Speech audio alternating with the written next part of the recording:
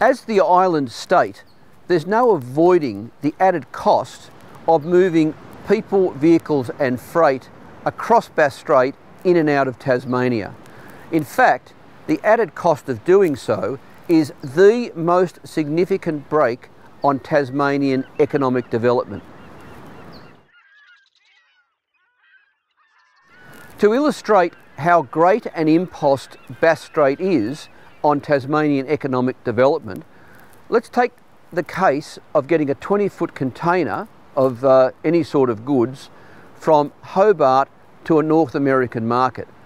Well, it costs about $500 to get that container from Hobart to a port in northern Tasmania.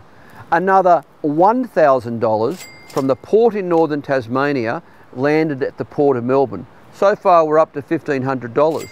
But it's only another $500 to get it from the port of Melbourne landed in North America. In other words, 3/4 of the cost of getting that container from Hobart to North America is just getting it as far as Melbourne.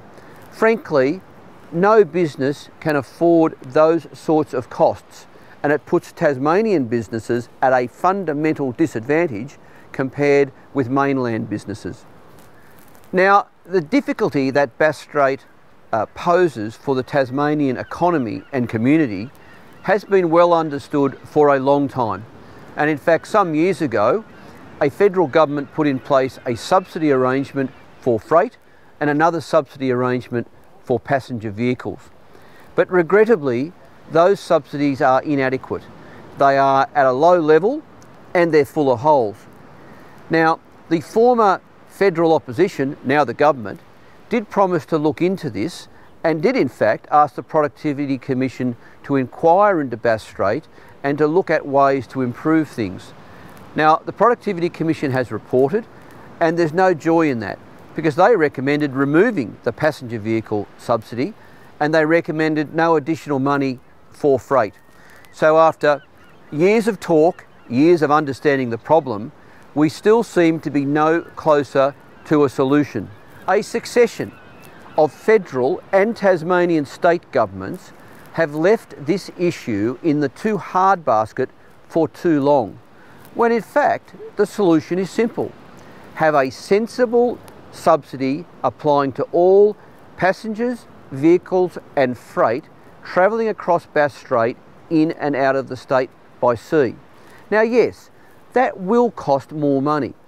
However, over the long term, it will save Canberra money because it will help turbocharge the economy, put our businesses on a level playing field with their mainland competitors, and what we will see over time is a reduction in the other subsidies that come to Tasmania because people will be employed, businesses will be prospering, there will be less need for other handouts. Ultimately, it will benefit Tasmanian business, it will benefit the Tasmanian community, and it will save Canberra money by putting in place a sensible subsidy arrangement. Now, I seem to finish all of my newsreels with a call to action, imploring people to talk to the media, talk to their local MP. But that's because if you want to bring about meaningful change in this country, you've got to energise the issue, you've got to publicise it, and you've got to keep the pressure on our politicians to do something. So again, write a letter to the editor, ring up Talkback Radio, meet with your local MP and say that Bass Strait is the single most significant brake on the Tasmanian economy and the easiest thing to fix. So fix it, do something about it.